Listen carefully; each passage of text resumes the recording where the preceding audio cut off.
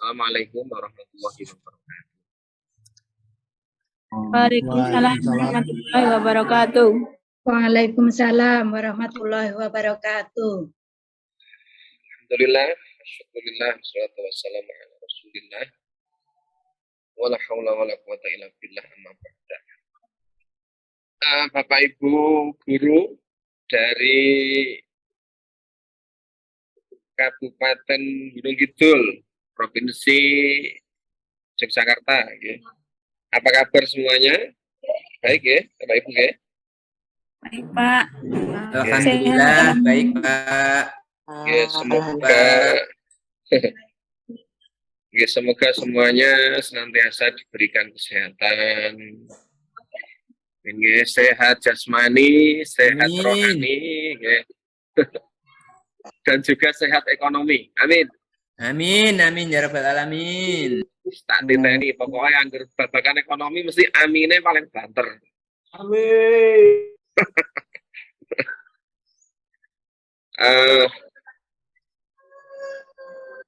Alhamdulillah, syukurullah hari ini kita berjumpa untuk pertama kalinya, ya, karena kemarin saya di kelas 100 dan kelas 101 dan alhamdulillah hari ini mendapatkan kesempatan untuk berjumpa dengan bapak-bapak dan ibu-ibu guru yang ganteng-ganteng, cantik-cantik, hebat-hebat.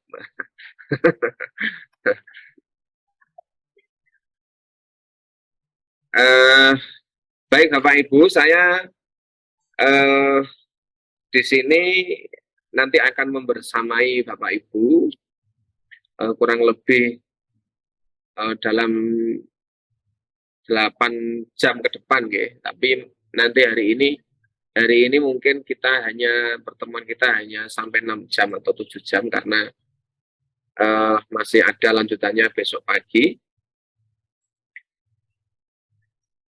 Saya perkenalkan, saya Fathur Rahman. Ini karena saya lihat kayaknya dari bapak-bapak dan ibu-ibu yang ada di sini, kayaknya saya ini termasuk yang lumayan masih muda ya di antara bapak-bapak. Nggih napa nggih niki? Nggih, Pak.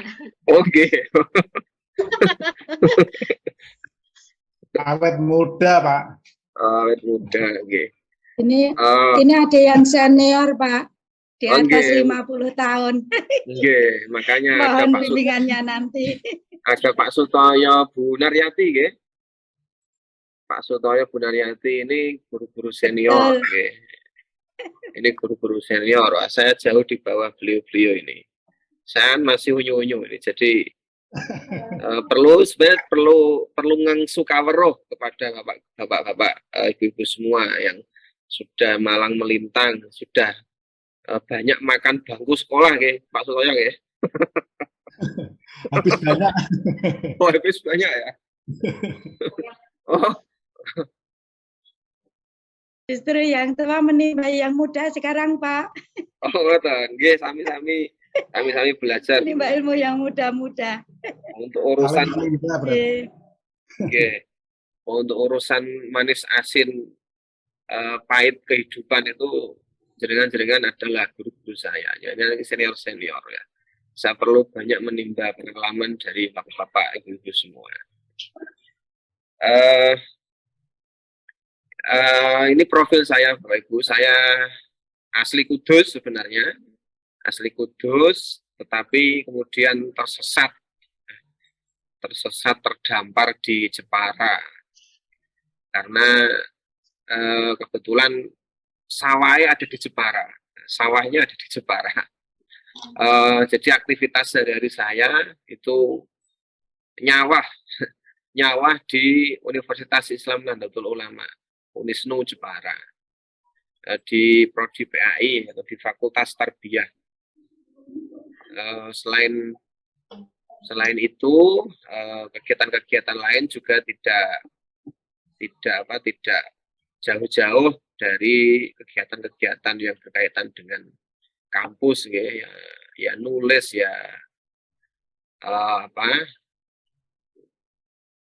meneliti Kemudian selain itu di rumah juga sithik-sithik niku nderek ngrumati emak-emak itu ikut ngajar ngaji emak-emak kalau seminggu sekali majelis taklim itu juga sedikit banyak ikut di Gus Durian dan di Ansor. Ya kira-kira begitulah. Kira-kira begitu. Apa niki? Saya bergabung dengan AGMI semenjak tahun kemarin, tahun 2021. Dulu saya ditugaskan untuk menjadi instruktur di sekolah di daerah di Pamekasan. Di Pamekasan, kemudian angkatan kedua itu sekolah-sekolah di Kabupaten Tegal dan Temanggung. Dan tahun ini ditugaskan untuk membersama ibu-ibu dari Jogja. Masih jam 10.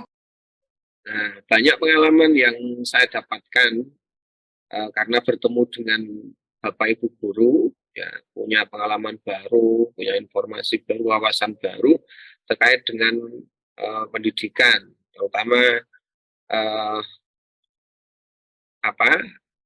praktek pendidikan di lapangan itu bagaimana sesungguhnya, itu banyak saya dapatkan dari AGMI karena bersinggungan dengan Bapak Ibu guru di lapangan. Nah, saya kira itu saja sebagai syarat lah ya. Pertemuan pertama itu biasanya ritualnya kan kenalan ya. Yang penting sudah tahu namanya, sudah tahu rumahnya, sudah cukup. Nah, sekarang saya ingin tahu kenalan dengan Bapak Ibu. Kenalan dengan Bapak Ibu. Bapak Ibu ini semuanya dari MI, guru-guru MI. Ngajar kelas berapa ini rata-rata Bapak Ibu? Kelas 5. Kelas 5. Pak. Oke, kelas 4, kelas 5 nggih. 5. Oke. Saya teringat sama dawuh guru saya itu ya. Kata guru saya itu, di antara golongan yang pertama kali masuk surga itu adalah guru-guru MI. Amin, Allahumma. Amin. Iya. Ya, mengapa masuk surga duluan ya? Karena guru-guru MI inilah yang pertama kali meletakkan dasar-dasar keagamaan, dasar-dasar pengetahuan ya, dasar-dasar perilaku dan sikap yang baik, itu semuanya dari guru di tingkat dasar. Nah, guru TK, guru PAUD, guru MI ini perannya sangat fundamental karena mereka lah yang membentuk kepribadian anak di masa-masa awal ya, di masa-masa mereka masih kecil, dan itu akan membekas bagi anak-anak sampai dewasa. Jenengan yang jadi guru MI itu lebih diingat oleh murid daripada guru aliyah atau misalnya daripada dosen. Saya sampai sekarang itu kalau diminta menyebutkan nama-nama guru-guru saya dulu di SD atau di MI itu masih ingat. Mulai kelas 1 sampai kelas 6, saya masih ingat. Kelas 1 siapa yang ngajar, kelas 2 siapa, kelas 3 siapa, saya masih ingat sampai sekarang. Tapi kalau dosen, wah itu justru mudah dilupakan. Sinauson itu dosennya yang ganteng, tapi mudah dilupakan. Bahkan ada mahasiswa itu yang masih diajar sama dosen, itu dosen A ya, itu nggak tahu namanya. Nggak tahu namanya, disuruh maju presentasi itu pembukaannya itu pas yang terhormat dosen pengampu mata kuliah kurikulum pengembangan kurikulum, beliau Bapak terus diem mikir karena nggak tahu namanya, lupa namanya. Itu baru sekian hari ya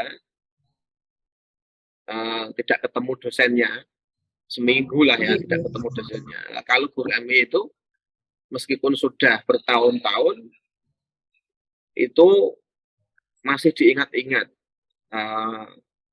oleh murid-muridnya ya, karena ada pepatah itu mengatakan bahwa apa ta'allum fis sighar itu kan naqsyi 'alal hajar. Ya.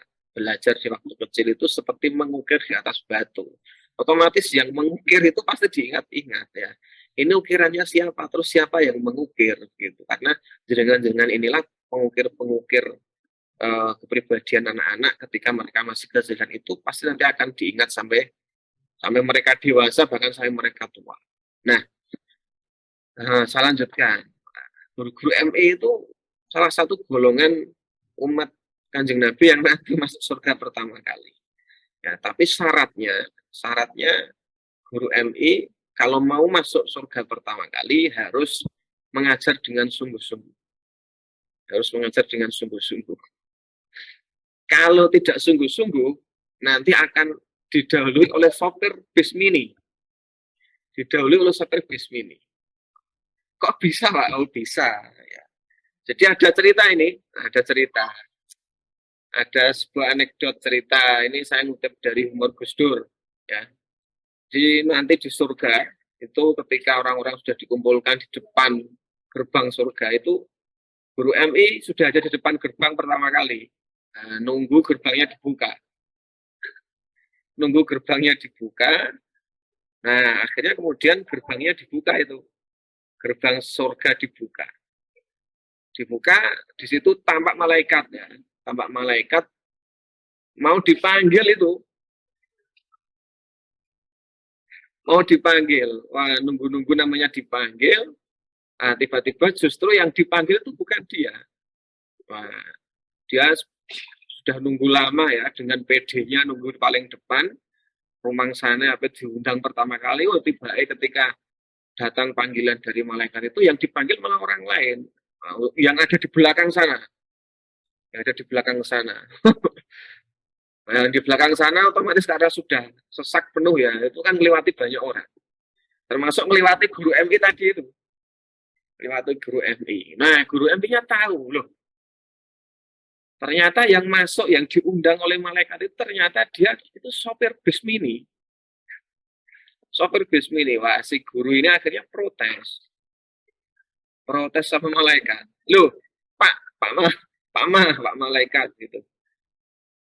Loh, ini yang jenengan timbali pertama kali itu kan sopir bis mini.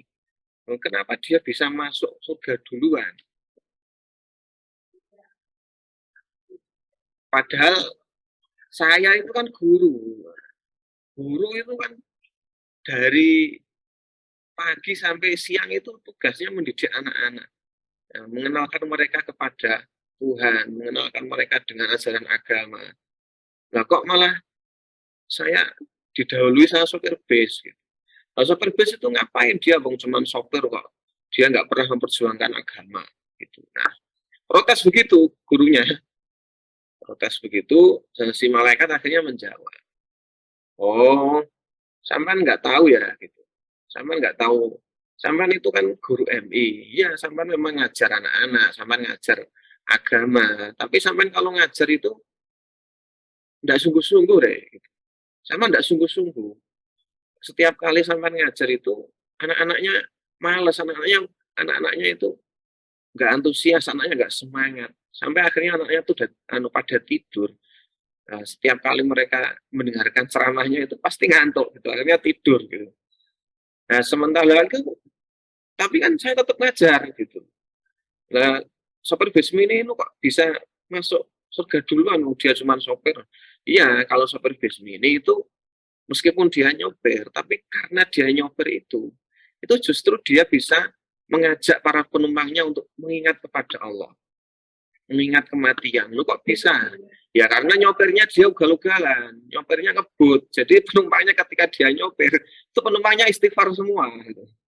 Nah, ingat kepada Allah, ingat sama kematian.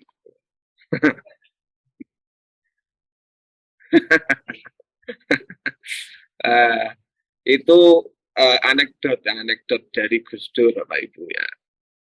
Ya, tapi ada pesan moral di situ ya. Ada pesan moral bahwa ketika kita ngajar, menjadi guru, ya kita jalani profesi itu, kita jalani tugas kita dengan sungguh-sungguh, dengan tanggung jawab. Ya. Insya Allah nanti masuk surga pertama kali. Nah, jadi intinya sebenarnya begini Bapak Ibu ya. Sebenarnya kegiatan literasi itu sebenarnya sudah ada dalam kegiatan kita sehari-hari ya. Hanya saja mungkin tidak terprogram dan mungkin tanpa kita sadari sebenarnya kita sudah berliterasi ya. Kalau misalnya ibu-ibu meminta peserta didiknya untuk membaca ya, kemudian memahami artinya, itu sebenarnya juga bagian dari berliterasi ya. Membaca materi, kalau termasuk membaca Al-Quran ya, membaca buku apa saja itu juga termasuk bagian dari berliterasi ya. Bahkan bacaan itu tidak hanya teks ya, bacaan itu kan tidak hanya teks, gambar ya, poster, kemudian komik ya, banner, flyer, apa saja itu juga bisa dijadikan sebagai bahan untuk berliterasi. Nah, hanya saja memang kegiatan literasi kita itu memang perlu kita arahkan, ya, perlu kita kelola, kita arahkan agar kegiatan berliterasi itu memang nanti bisa didapatkan hasilnya yang ya, meningkatkan kemampuan sebenarnya. Ya, jadi hasil dari literasi ini adalah peningkatan kompetensi kita. Ya, jadi kalau hanya berliterasi sekedar membaca saja, kemudian tidak ada manfaatnya, itu kan eman-eman. Ya. Eman-eman. Maka dengan AKMI ini sebenarnya kita Kemenak ingin mengarahkan agar kegiatan berliterasi kita itu lebih terarah dan nanti menghasilkan output ya, menghasilkan output berupa peningkatan kemampuan, peningkatan kemampuan anak-anak didik kita dalam memahami, ya, menjelaskan, mengevaluasi, termasuk misalnya memecahkan masalah berdasarkan dari bahan bacaan itu. Nah, kita sendiri sebagai Muslim sebenarnya perintah berliterasi itu kan sudah tertanam ya dalam diri kita, karena Kanjeng Nabi itu menerima ayat pertama kali itu kan juga perintah membaca ya. Membaca artinya tentu saja tidak sekedar membaca ya, dan tidak hanya membaca tulisan tapi juga membaca apa saja ya. Itu artinya perintah berliterasi kepada kita. Tapi sayangnya kita sebagai umat Islam itu ya diakui atau tidak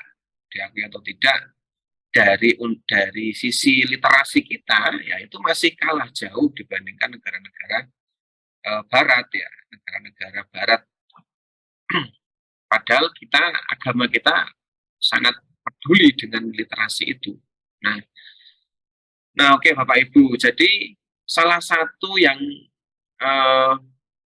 melandasi pemerintah ya, dalam hal ini Mendikbud dan Kemenak ya, mereka kenapa tiba-tiba pemerintah atau Kemenak ini tiba-tiba ujuk-ujuk mak bedunduk itu mencanangkan program AKMI atau literasi itu ya, yang sasarannya adalah anak-anak, kemudian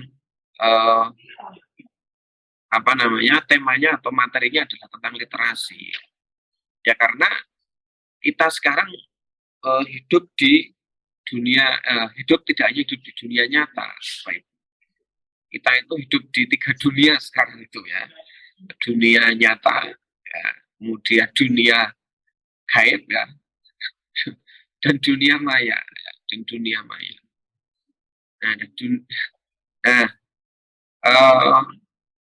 literasi di dunia maya inilah ya, karena sekarang hidup kita itu hampir ya 50% ya, sehari kita itu menghabiskan kehidupan kita di ruang maya. Ini apa nggih? jenengan coba hitung ya, hitung dari mulai pagi ya subuh sampai dengan tidur jam 9 atau jam 10.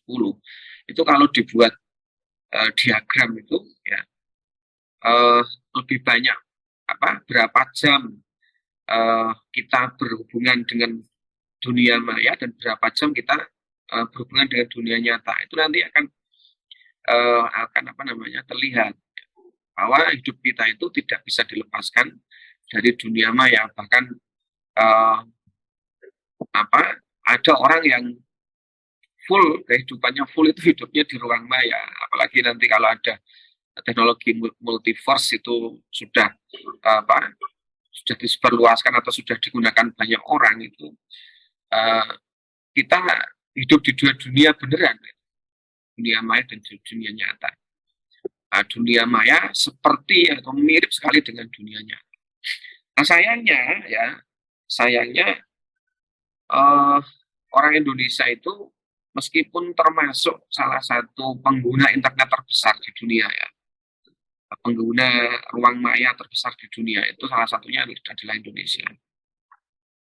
Termasuk konsumen smartphone terbesar juga di dunia. Di urutan keberapa itu saya lupa. Ada datanya itu, nanti di browsing saja. Nah, sayangnya penggunaan internet dan gadget itu tidak berbanding lurus dengan perilakunya. Nah, di layar itu kan nampak ya, di layar itu tampak bahwa masyarakat kita itu masih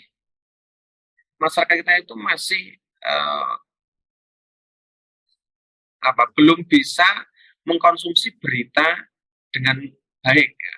Buktinya apa ya, 60% orang Indonesia itu rata-rata itu terpapar hoax saat mengakses internet.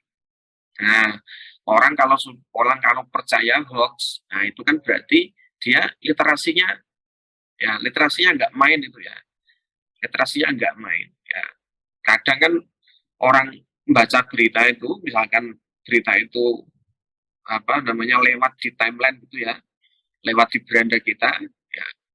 Terkadang orang kalau melihat berita tidak dibaca isinya, hanya dibaca judulnya, headline-nya itu dibaca. Belum baca isinya, itu sudah, karena dia suka berita itu, cocok dengan prinsipnya misalnya, kemudian di-share tanpa melihat isinya apa. Nah, tanpa melihat isinya apa. Ya. Kalaupun melihat isinya, biasanya tidak dibaca secara utuh. Ya. Tidak dibaca secara utuh, hanya dibaca sekilas-sekilas, langsung dipercaya. Nah, kalau sekedar percaya untuk diri sendiri, mungkin tidak begitu berbahaya ya. Berbahaya itu kalau sudah di-share, dikirim ke grup WA gitu. Nah, akhirnya jadi pesan berantai ya. Jadi berita yang viral. Padahal misalnya berita itu terkadang belum tentu kebenarannya. Nah, ini yang kemudian nanti bisa mempengaruhi stabilitas negara kita. Ya. Adanya konflik, sentimen dan lain sebagainya itu juga bisa diawali dari adanya hoax itu. Ya. Dan hoax ini sudah banyak makan korban, ya, terutama di tahun-tahun politik kemarin itu ya, tahun 2014, tahun 2019 itu banyak hoax yang tersebar luas dan terkadang kita hanya percaya saja. Nah, kan masih ingat survei beberapa tahun lalu kan bahwa masyarakat Indonesia itu termasuk masyarakat netizen ya, netizen plus 62 itu termasuk netizen yang paling tidak sopan ketika berkomunikasi di internet. Ya. Nah, ini kan berbanding terbalik ya dengan dengan prinsip orang Indonesia yang katanya orang Timur itu menjaga kesopanan ya, menjaga tata krama, apalagi sudah seorang Muslim diajarkan akhlakul karimah dan lain sebagainya. Tapi survei di internet mengatakan begitu ya, bahwa netizen plus 62 ini termasuk netizen yang tidak sopan di dunia maya. Nah itu ternyata data tersebut ternyata juga berbanding lurus dengan survei PISA ya. Survei PISA. Ini saya kira Bapak Ibu sudah familiar sekali dengan survei ini ya. Menurut survei PISA, ini saya kutip tahun 2018 ya, tahun 2020 kita belum tahu. Yang jelas posisi Indonesia masih ada di bawah. Masih ada di bawah ya. Dan di bawah Malaysia, masih di bawah. Jangankan Malaysia, di bawah negara-negara kecil saja kita masih kalah. Malaysia itu yang katakanlah ya, Malaysia itu saudara muda kita ya, itu sudah ada di atas Indonesia dalam hal literasi ya, tapi kita yang saudara tua justru dilangkai sama Malaysia, dikalahkan sama Malaysia. Nah, karena itulah kemudian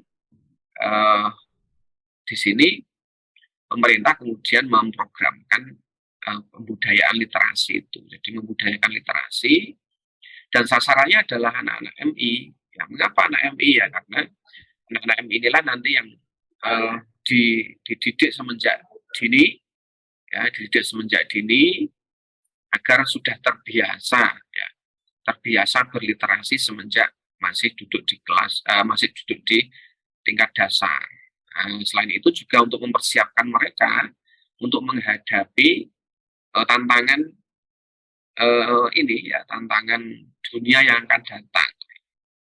Kita tahu bahwa kehidupan sekarang, ya, era ini ya, era revolusi itu ya, ini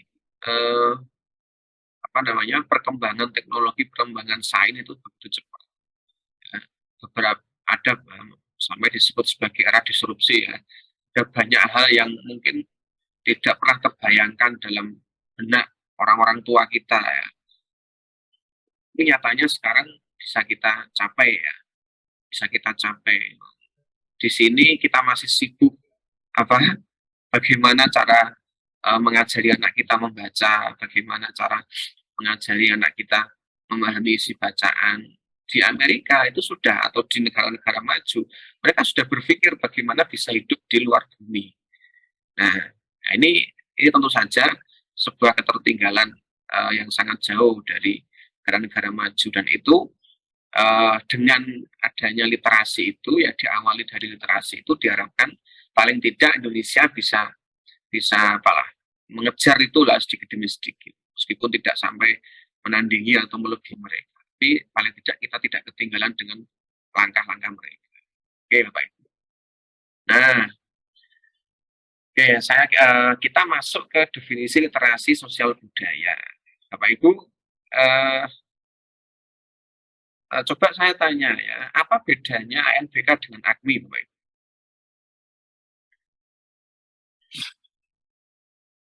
Apa yang membedakan ANBK dengan AKMI? Sinten sing badhe ngendikan, monggo.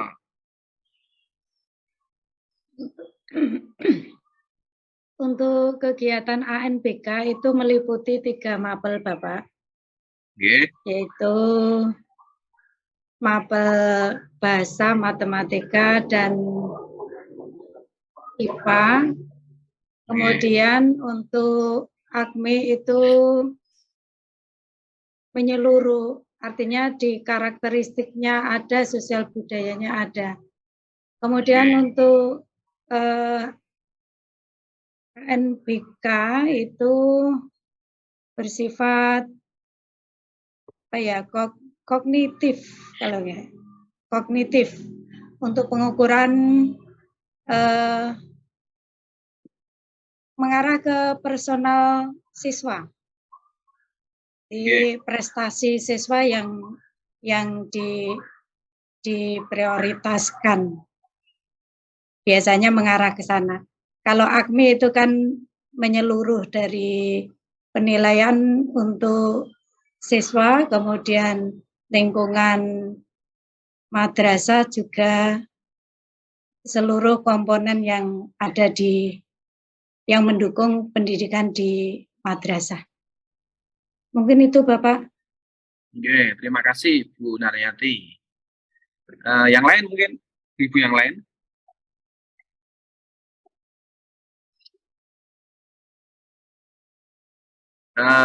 Apa?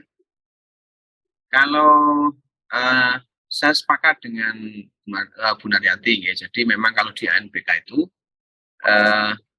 penekanannya itu pada 3 literasi, makanya melibatkan 3 mapel, ya. Literasi membaca itu nanti di bahasa Indonesia, ya kan. Kemudian literasi numerasi itu di matematika dan literasi sains di IPA.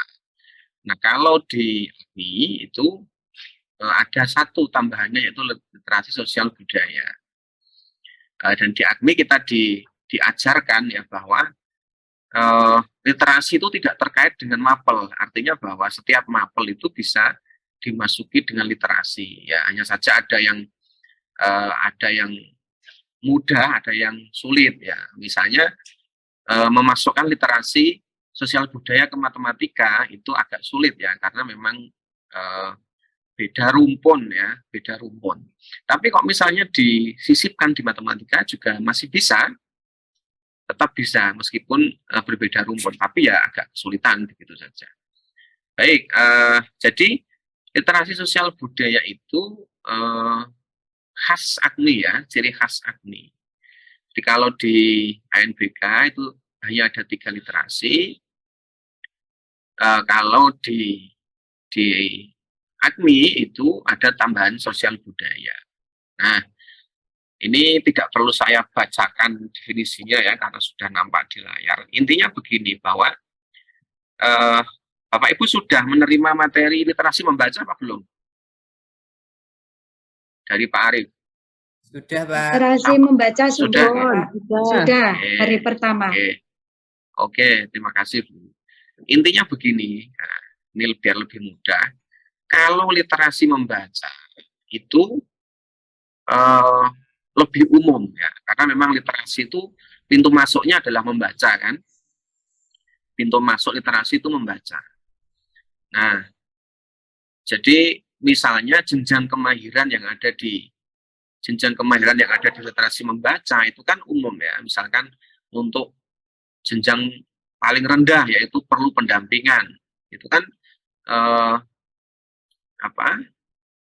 deskripsinya atau indikatornya itu kan siswa atau peserta didik mampu menemukan informasi ya, tersurat ya, kan begitu, informasi faktual. Nah, kalau di sosial budaya sebenarnya sama, hampir sama, tetapi di sosial budaya itu objeknya ya, atau kontennya itu diarahkan pada 3 hal ya. Pada 3 hal ini di sini, yaitu 1 komitmen kebangsaan, toleransi, kemudian akomodatif dan inklusif. Jadi literasi sosial budaya itu kemampuan mengetahui, merespon, ya, merefleksi, mengevaluasi, mencipta, ya, mengkreasi itu ya, menunjukkan sikap atau bertindak, ya, sama sebenarnya, hampir sama dengan literasi membaca. Cuman ya, nah, di sini ada tambahannya yang terkait dengan komitmen kebangsaan, toleransi, akomodatif dan inklusif. Nah, jadi sama seperti membaca, cuman fokusnya diarahkan ke 3 konten itu ya, ke 3 hal itu. Nah, ke 3 hal itu. Ini tujuan literasi sosial budaya ya.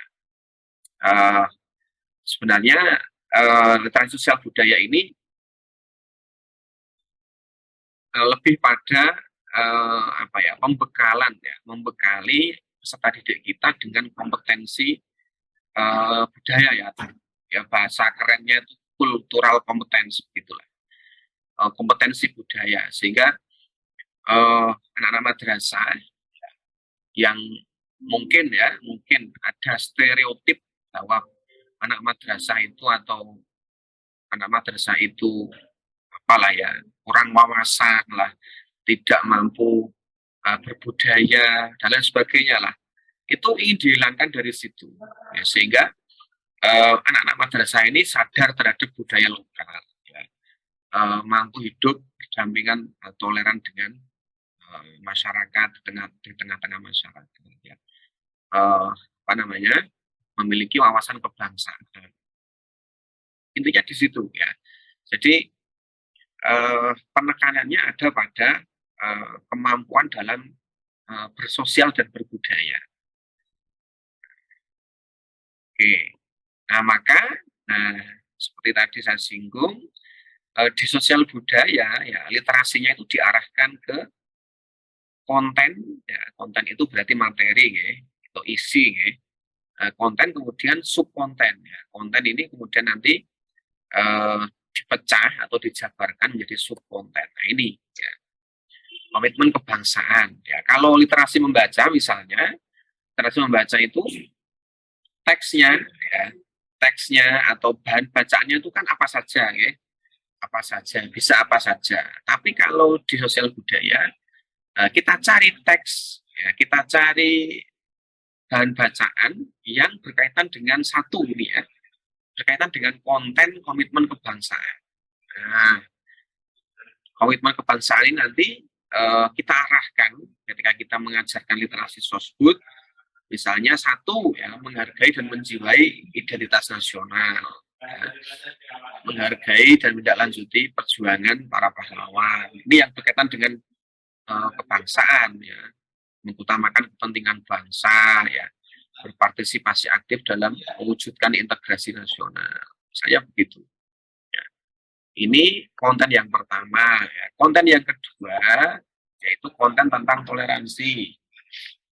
Konten tentang toleransi. Jadi literasi sosbud, nah, sosbud itu kan luas ya. Sosial budaya itu luas cakupannya. Tapi di AGMI itu diarahkan ke konten yang kedua yaitu toleransi. Toleransi ini penekanannya ada pada ya, menghargai dan mengapresiasi perbedaan agama, ras, suku, budaya, dan golongan. Nah, kemudian bersikap terbuka dan mengapresiasi kesetaraan gender. Kemudian yang ketiga, mengusung spirit perubahan dengan baik, ya, tidak dengan segala cara. Nah, konten yang ketiga itu inklusif dan akomodatif. Inklusif dan akomodatif. Nah, ini berkaitan dengan wawasan tentang kearifan lokal. Bagaimana kita mengajarkan atau memasukkan nilai-nilai kearifan lokal itu dalam pembelajaran kita melalui literasi itu ya. Melalui literasi, sehingga diharapkan nanti anak-anak kita itu punya kecintaan ya, punya kesadaran terhadap kearifan lokal atau budaya lokal peninggalan nenek moyang. Jadi tidak perlu sampai kemudian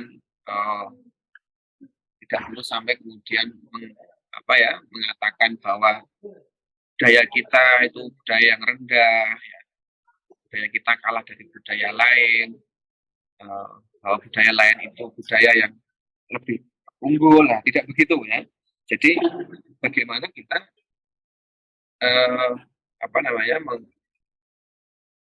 mengajarkan kesadaran tentang budaya lokal itu kepada anak didik kita.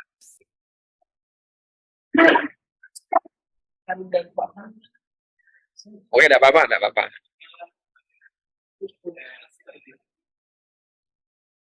Bentar Ibu, ada iklan sebentar ini, intermezzo sebentar.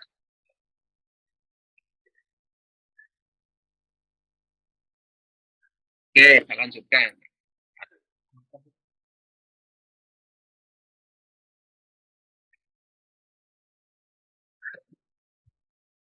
Nah, itu bagian dari inklusif ya. Jadi inklusif itu, saya coba cek ya. Inklusif itu apa Bapak Ibu?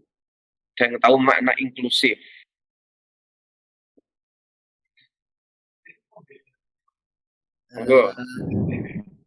Tertentu gitu Pak. Jadi inklusif. Ribon, Bapak? Tertentu. Hanya untuk tertentu gitu. Oh. Nah, itu inklusif itu kebalikannya eksklusif, Pak. Okay. Jadi inklusif itu lawannya eksklusif. Kalau eksklusif itu berarti yang Bapak sampaikan itu. Eksklusif itu tertutup ya. Dia hanya bergaul, hanya menerima atau hanya setuju dengan golongannya sendiri, atau dengan prinsipnya sendiri, dengan kelompoknya sendiri. Di luar kelompoknya dia menutup diri. Nah, itu eksklusif.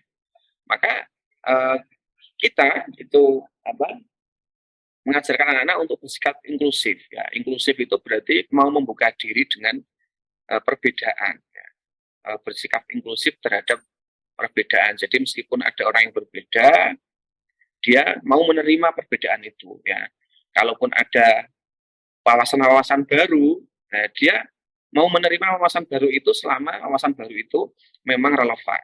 Jadi tidak kukuh ya, memegang apa yang dia yakini, tetapi yang dia yakini itu sebenarnya sudah tidak relevan lagi. Maka kita semua pasti tahu ya, ada pepatah al-muhafadzatu alal qadimis sholih itu ya, wal akhdu bil jadidil aslah ya. Melestarikan atau memegang ya, berpegang pada sesuatu yang lama tapi masih relevan, masih baik, dan mengambil sesuatu yang baru yang lebih baik. Nah, itu inklusif itu inklusif. Jadi tidak menutup diri. Ya, inklusif dan akomodatif itu hampir sama. Nah, itu inklusif.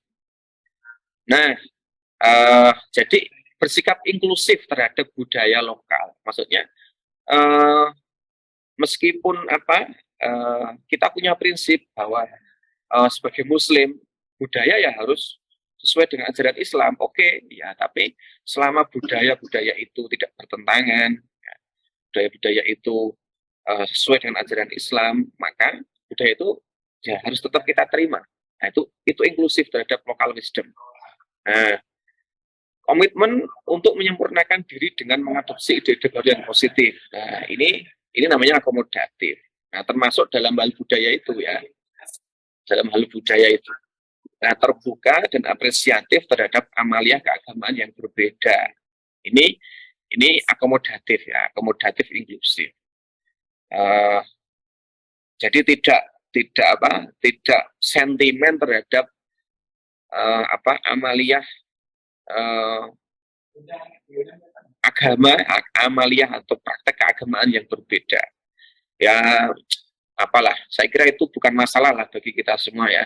Soal kunut berbeda ya. Ada yang pro, ada yang tidak ya. Ada yang terawih 8, ada yang terawih 20 ya, sama-sama. Kalau sama-sama keras kepala, yang situ terawih 20, yang sini terawih 8 ya. Kalau saya kawan terawih. Ya, kalau tahap anak pondok itu begitu saja, karena al-khuruj minal khilaf itu ya, keluar dari khilaf katanya. Keluar dari khilaf itu sunnah itu kalau dalam kaidah fikih itu. Tapi itu beyond itu. Yang penting justru terawih, yang penting terawih. Nah, hal seperti ini ya, bagaimana soal amaliyah keagamaan yang berbeda ya. Saya yakin Bapak Ibu sudah sering bersinggungan dengan hal seperti ini ya. Saya tidak perlu menyampaikan banyak contoh ya. Karena di Islam itu banyak madhab ya, banyak jalan ya, banyak ini pendapat-pendapat. Jadi ketika ada orang yang berbeda pendapat, yang penting mereka punya dasar ya, ada landasannya ya, itu tetap kita apresiasi ya. Itu kita apresiasi. Baik, jadi saya ulangi kembali bahwa literasi sosial budaya itu mirip dengan literasi membaca. Hanya saja ya kontennya kemudian nanti kompetensinya, terus indikatornya itu diarahkan ke 3 konten tadi ya. Ke 3 hal tadi, yaitu komitmen kebangsaan, toleransi, kemudian akomodatif dan inklusif. Ini memang sengaja dibuat begini ya. Sengaja dibuat begini oleh para penggagas AKMI itu, karena memang penekanannya agar madrasah itu bisa bersosial dan berbudaya. Gitu. Oke, kami lanjutkan. Nah, konteks dalam literasi budaya, kalau tadi ada konten itu materi ya, konten itu materi, isinya ya. Sekarang konteks, konteks itu berarti penerapan materi itu, ya, penerapan materi itu. Maka ketika jenengan membicarakan, jenengan nanti mengetengahkan bacaan kepada anak, ya, bacaan itu tentang toleransi, lalu konteksnya toleransi di mana? Apakah toleransi itu di kehidupan pribadi, misalnya di keluarga, misalnya, atau konteksnya masyarakat, ya, atau konteksnya konteks dalam religius, karena toleransi itu tidak selalu berkaitan dengan agama ya. Toleransi dengan budaya yang berbeda, ya, dengan apa namanya pendapat yang berbeda. Jadi ini konteks dalam literasi, literasi sosial budaya. Sekarang ke level kognitif. Nah, level kognitif dalam literasi sosial budaya. Nah, ini juga mirip dengan literasi membaca sebenarnya. Karena dulu itu ketika rekrutmen instruktur itu sebenarnya instruktur literasi membaca itu jadi satu dengan sosial budaya. Tapi ketika penugasannya kemudian baru dipilah-pilah. Ini yang untuk membaca, ini yang untuk sosbud begitu. Nah, level kognitif. Jadi salah satu tujuan literasi membaca, tujuan literasi adalah meningkatkan kemampuan kognitif, ya, meningkatkan kemampuan kognitif. Nah, kemampuan kognitif itu ya, kita harapkan dengan adanya literasi sosbud itu bisa meningkat. Nah, ini level-level kognitif yang digunakan dalam literasi sosbud. Ya. Nah, level 1, level kognitif tingkat level kognitif 1 itu ketika peserta didik baru mampu menemukan atau menunjukkan pengetahuan faktual serta menjelaskan pengetahuan konseptual. Nah, ini level-level ini nanti pada akhirnya di AKMI itu nanti dijabarkan dalam bentuk jenjang kemahiran itu. Nah, jadi ini level kognitif ini sebenarnya teoritis ini. Ini level teoritis ya. Level kognitif di sini ini sebenarnya hanya pemaparan secara teoritis. Karena di AKMI level kognitif ini sudah diejawantahkan, sudah diejawantahkan dalam bentuk jenjang kemahiran itu. Gitu. Nah, ini kompetensi yang diharapkan dari literasi sosbud. Nah, menemukan dan memahami, ya, ini literasi menemukan dan memahami informasi yang terkait dengan nilai-nilai dalam moderasi beragama, setelah kehidupan berbangsa dan bernegara, kemudian menerapkan, menganalisis, mengevaluasi dan mengkreasi. Nah, itu kompetensi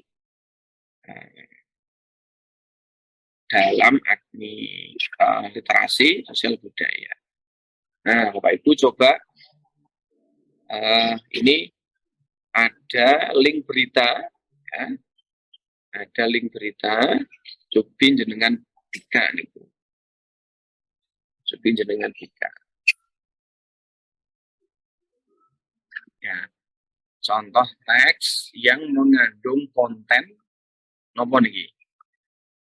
Contoh teks yang mengandung konten toleransi. Mengandung konten toleransi. Nah, teks seperti ini bisa Bapak Ibu bawa ke dalam kelas. Ya. Bisa Bapak Ibu bawa ke dalam kelas untuk dijadikan sebagai stimulus ya. Stimulus bagi peserta didik untuk meningkatkan kemampuan literasi mereka terkait dengan toleransi.